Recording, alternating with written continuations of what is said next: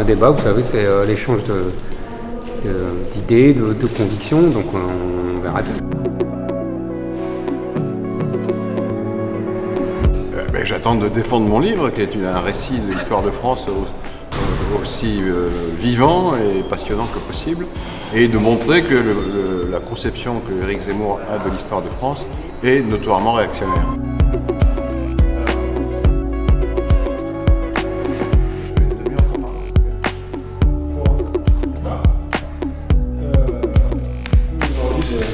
De vous poser le refrain, c'est quand j'ai lu le livre, je me suis dit que ça sonnait comme une réponse au destin français d'Éric Zemmour.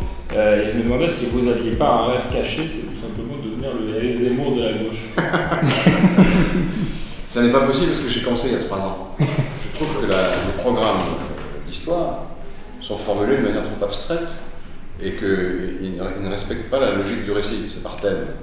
Ces thèmes sont classés de manière chronologique, mais donc je pense qu'il faut raconter l'histoire comme un récit. Et donc il faut raconter ça. Et si vous décrivez les structures, ça emmerde tout le monde. Il faut que ce soit vivant, il faut que ce soit fait un peu comme une série. C'est pour ça qu'il y a des gens qui me disent c'est traditionnel. Oui, traditionnel, c'est moderne justement. C'est moderne parce que ce sont les techniques qu'emploient les grandes séries qu'on peut voir à la télévision ou sur le net. Et donc j'emploie les mêmes ressorts de fiction, mais avec des choses dont j'espère en tout cas qu'elles sont vraies. Et quant à la réponse à Zemmour, c'est vrai que c'est un bouquin qui s'inscrit dans un débat sur l'identité nationale, point sur lequel nous sommes en désaccord total. Et là où Laurent a raison, c'est que les affrontements autour de l'histoire de France, c'est aussi vieux que l'histoire de France.